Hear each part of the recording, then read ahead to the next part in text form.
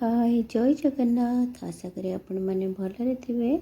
आज आपण मान गोटे बढ़िया रेसिपी शेयर करी। आज जेहेतु मंडे रे आज तो साधा रोसई साधारे आज आलू सोयाबीन करी बनैबी। चलतु आपण मान को केमती आलू सोयाबीन करी बनाऊँगी आपण मान को प्रस्तुत करी देखाइबी। एठी देखंतु आग सोयाबीन को गरम पानी रे पकई देली। गरम पानी पकई किसी समय घोड़े की ताको रखीदबा। एबे से बहुत सॉफ्ट हो जाइए। देखंतु सोयाबीन ताको पानी रू छाणी नहीं। देखंतु केते सुंदर से फुली जाइए।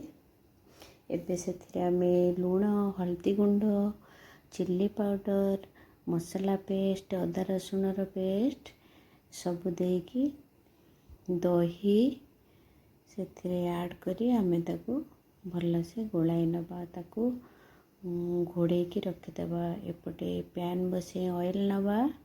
डालचीन लवंग गुजराती सब ड्राए मसला देदबा। तापरे पियाज देदबा। पियाज को टिके भाजी हो गला परे से मसला पेस्ट देदबा।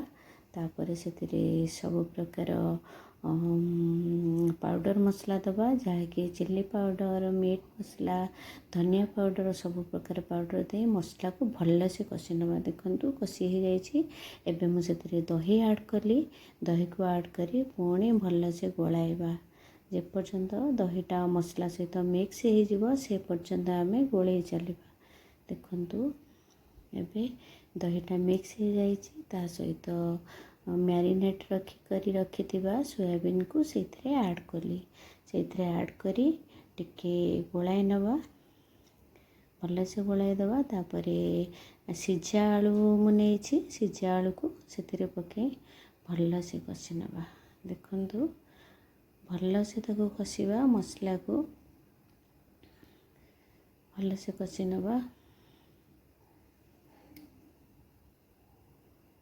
जे पर्यंत तार पानी गुड़ा मरीज ऑयल बाहर तापरे पानी ऐड करी घोड़े देइथिली। एबे देखंतु केते सुंदर लगुच करीटा आमर सोयाबीन आलूर ग्रेवी भी होइछि। सेतिरे मेथी पत्र ऐड कली।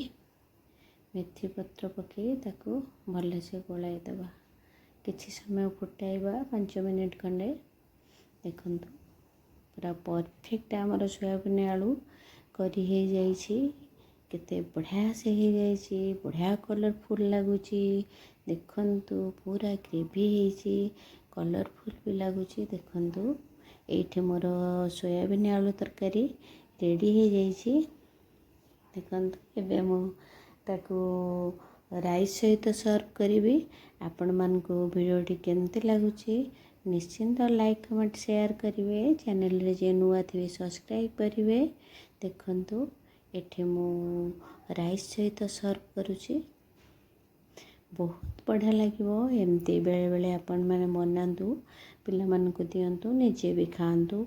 बहुत बढ़िया लगे। जेहेतु गरम बहुत चलछि एते गरम हो इच्छा होनी 2-3 प्रकार बनवाई। ये एमती गोटे प्रकार बनईदेली ता सहित अलगा किछि काकुड़ी फाकुड़ी ये सब लगे खाईदबा। देखंतु केते बढ़िया लगुच। जय जगन्नाथ। Enjoy take care.